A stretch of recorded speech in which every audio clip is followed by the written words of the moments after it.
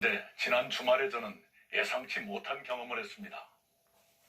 저는 조용히 생각을 정리하려고 사흘쯤 서울을 떠나 있었습니다. 그때 저는 길을 걷다가 모르는 사람들과 마주치곤 했습니다. 놀랍게도 꽤 많은 분들이 저를 붙잡고 하소연하셨습니다. 이 나라가 어떻게 되는 겁니까?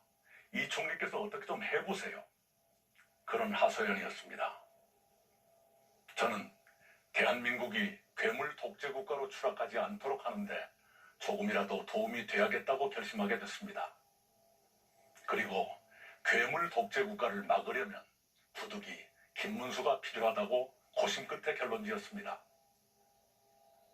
인간 김문수도 다시 살펴보게 됐습니다. 그는 저와 같은 날 같은 대학교에 입학했지만 졸업은 저보다 20년이나 늦었습니다. 그는 입학 직후부터 노동운동에 뛰어들어 학교에서 제적되고 감옥도 들락거렸습니다. 그는 중년에 김영삼 대통령의 발탁으로 정치에 입문해 국회의원을 3번, 도지사를 2번 했습니다. 그런데 지금도 봉천동 25평 아파트에 삽니다. 그에게는 제 마음에 들지 않는 것도 있습니다. 때로 극단적 인식을 드러내거나 광화문 목사님과 가까운 것이 제 마음에 걸렸습니다. 그럼에도 불구하고 그의 치열하고 청렴한 삶에 대해서는 같은 시대를 살아온 사람으로서 머리가 숙여졌습니다. 공직자로서 그는 늘 서민과 가깝다기보다 스스로 서민이었습니다. 도지사를 하면서 택시를 운전하는 등 삶의 현장에 밀착하며 일했습니다. 게다가 서울과 수도권을 관통하는 광역 지하철 GTX도 지금 우리를 먹여 살리는 평택 반도체 단지도 그의 작품입니다. 그의 그런 장점과 무엇보다도 괴물 독재 국가를 막아야겠다는 절박한 마음에서 저는 김문수에게 한 표를 찍기로 했습니다. 괴물 독재 출현이라는 국가 위기 앞에서 우리 모두는 진영과 이념과 지역의 차이를 뛰어넘어야 한다고 생각했습니다. 제가 편히 지내겠다는 마음도 버려야 했습니다. 그래서 제가 몇 차례 만남을 거절했던 김문수를 만났습니다. 그와 저는 국민 통합을 위한 공동정부를 구성해 운영하고 개헌을 매듭지어 3년 안에 제7공화국을 출범시키고 퇴진한다는데 합의했습니다. 다음, 이번 선거는 무슨 선거인가를 말씀드리겠습니다. 더불어민주당은 내란 심판의 선거라고 말합니다. 옳습니다. 윤석열 전 대통령의 시대착오적인 비상계엄 선포는 심판받아 마땅합니다. BTS의 노래가 빌보드 차트를 석권하고 영화 기생충이 아카데미상을 받은 대한민국이 한밤중에 비상계엄을 선포하는 나라로 추락한 것은 용서할 수 없는 일입니다. 민주당은 비상계엄을 신속히 해제하고 윤석열 전 대통령을 단기간에 파면하는 데 앞장섰습니다. 그런 민주당이 만약 법적 도덕적으로 시비할 것이 없는 후보를 내놓았다면 이번 선거는 내란을 심판하고 국가 미래를 설계하는 아름다운 선거로 깔끔하게 진행됐을 것입니다. 그러나 민주당은 12개 범죄 혐의를 하나도 받지 못한 사람을 후보로 내놓았습니다. 민주당은 그 후보의 사법 리스크를 없애기 위해서 검찰은 물론 사법부까지 파괴하려고 덤비게 됐습니다. 그 결과로 내란 심판이라는 원래의 선거 쟁점이 희석되고 괴물 독재 국가를 막자는 쪽으로 쟁점이 옮아가게 됐습니다. 괴물 독재 국가는 한 사람이 입법권에 이어 행정권과 사법권까지 장악하는 건국 이후 초유의 사태를 말합니다. 지금 양대 세력은 내란 심판이냐 독재 저지냐로 싸우고 있습니다. 내란 심판과 독재 저지는 모두 중요합니다. 그러나 내란 심판과 독재 저지는 2가지 점에서 다릅니다. 첫째, 내란 심판은 이미 정리 단계지만 괴물 독재는 눈앞에 닥친 미래의 문제입니다. 비상계엄 선포와 관련해 윤석열 전 대통령과 부하들은 자리에서 쫓겨나 재판을 받고 있습니다.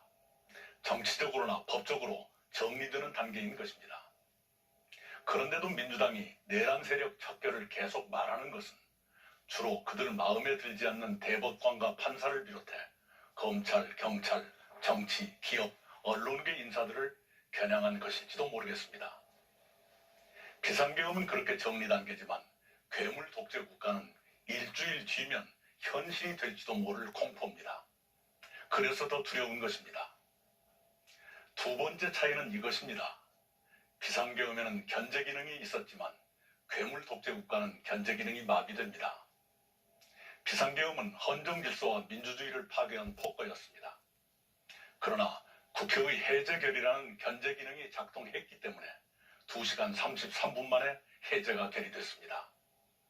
윤석열 전 대통령에 대해서도 마찬가지입니다. 국회의 탄핵 소추라는 견제 기능이 작동해서 비상계엄 넉 달 만에 파면됐습니다.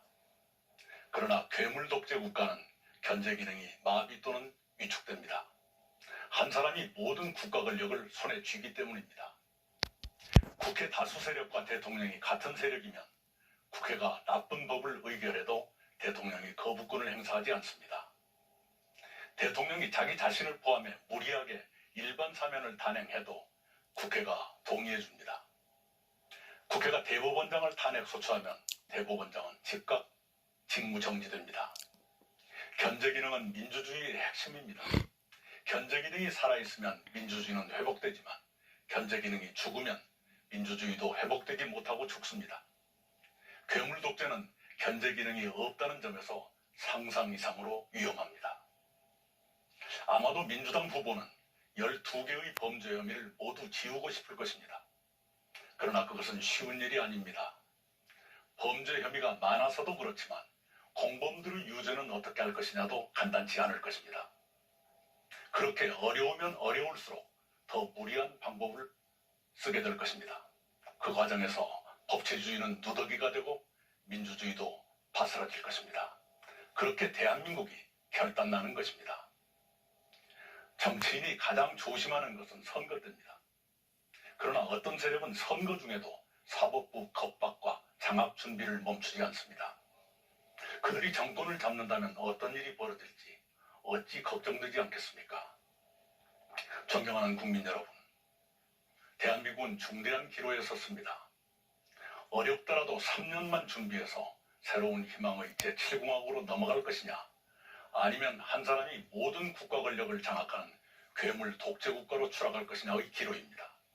부디 괴물 독재 국가의 출현을 막고 희망의 제7공화국으로 함께 건너가기를 바랍니다. 그러자면 국민 여러분 한 분도 빠짐없이 투표에 참가해 주셔야 합니다. 사전투표도 많이 이용하십시오.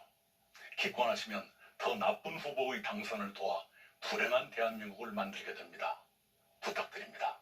감사합니다.